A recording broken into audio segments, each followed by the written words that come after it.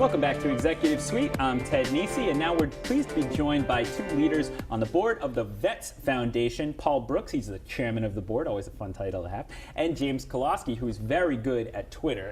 In his day job, you're with Shamit, right? Yes. And Jim always has clever things to say about the news of the day. But today he's here with the VETS Foundation. That's so right. Paul, James, thank you both for being here. Let's get out of the way. The question people at home will have, do you own and operate the VETS Memorial Auditorium? No, we don't. It's owned by the state of Rhode Island. It's administered by the Convention Center Authority, and we have a management team who also manages PPAC. It's the same team. So the foundation is in no way responsible funding, owning the auditorium itself? No. All right, so Jim, then what's the point of the foundation? What do you do? So the foundation exists to create opportunities for organizations that may not otherwise have the opportunity to afford to use the facility. We seek out smaller firms, or smaller organizations that have an interest in broadening what they're doing from their reach, but may not be able to afford, a 1,900-seat theater. And one of the things we did early on was we realized that the cost of rentals for lighting and sound were so expensive that we raised money to put those into the hall.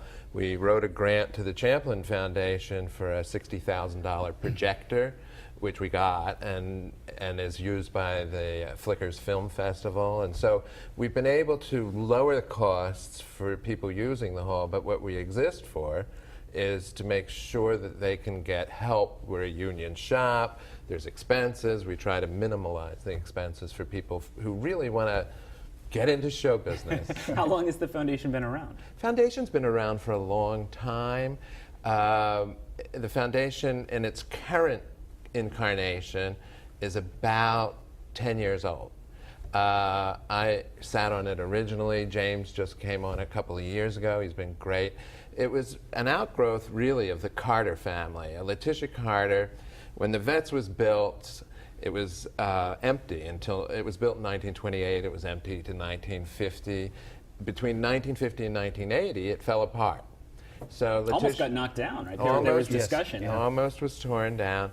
And Letitia Carter at the time stepped in and saved it with a lot of her, Money, right. And expertise. She's, she loves theater. So then again, and it's sort of declined again, and we didn't have the right equipment to bring people in. We couldn't bring in union shows because we didn't have dressing rooms, we didn't have bathrooms, we didn't have all kinds of essential things. Pesky little details. Yeah, those little things a theater group needs. So a union show wouldn't use the hall, but we've had a 3-stage a restoration that's been paid for by the state that's gotten it up to. And where does James, where does that stand right now with the renovation? Is it finished, that whole project? Because that's been going on for a number of years, different pieces to that. It is substantially finished now. We have the last major piece was this summer, was going through and kind of painting, putting a fresh coat of paint on the inside of the facility. And if you look at it, if you haven't been there this year compared to last year, I think you'll be blown away by that. What's the biggest difference, as someone who's very familiar with it, what's the biggest difference to you about after this? I think it's just, it's warmer, right? And it's more geared towards 2014 audiences as opposed to 1930s audiences. The facility itself is stunning. The acoustics are amazing. If you've ever seen the Philharmonic there, you'll understand it's as good a concert hall as anything that exists on the East Coast. But now I just think that it's a much more inviting place to stay before or after the show, and it lends itself to a greater sense of community than it did in the past. Before it looked like an auditorium, now it looks like a concert hall. A concert hall. And can you give it, so we're here, you guys wanted to come on partly talk about giving money away and helping people get in there. So can you, Paul, give some examples of the types of groups you've helped to get into the VETS? Well, a really good example, there's a wonderful woman that teaches at Lincoln School named Martha Douglas Osmondson, who was in London, and she saw this program where Shakespeare plays were produced by school children. And she loved it. She brought it to Lincoln School. She started off with 3 schools. Now she's up to 23 schools that all send classes to be in the production. She outgrew the Lincoln School auditorium. She came to VETS. She couldn't afford the whole cost. So for $10,000, we got her in there, and she put on a performance of Hamlet, where she had kids from 23 different schools. There were 23 different Hamlets, 23 different Ophelias. It was really amazing. Started off with the Meeting Street school kids. It went all the way through public schools, private schools, and it ended with the School for the Deaf doing that really dramatic climax to Hamlet where everybody gets killed.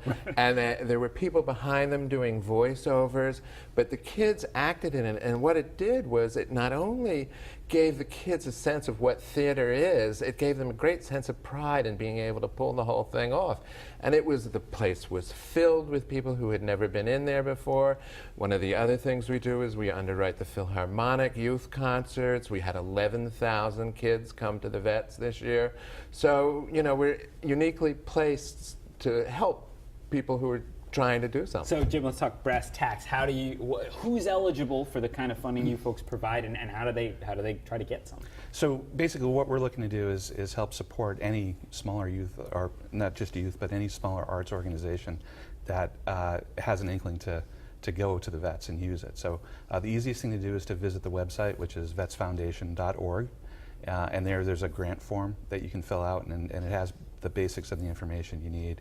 And we'll meet with you and we'll review your case, I guess, to say, and make a determination from there. But our goal is really to broaden the audience that gets into the facility, and by supporting these types of programs, that'll help do that. And Paul, people will wonder, is this all taxpayer money that's going to these groups because of the VETS affiliation with the state? So where does the funding come from? It's all private donations. We work with a grant writer to get money to come in. I wanted to also mention to Jim that follow up with what Jim had to say. It's not just the auditorium.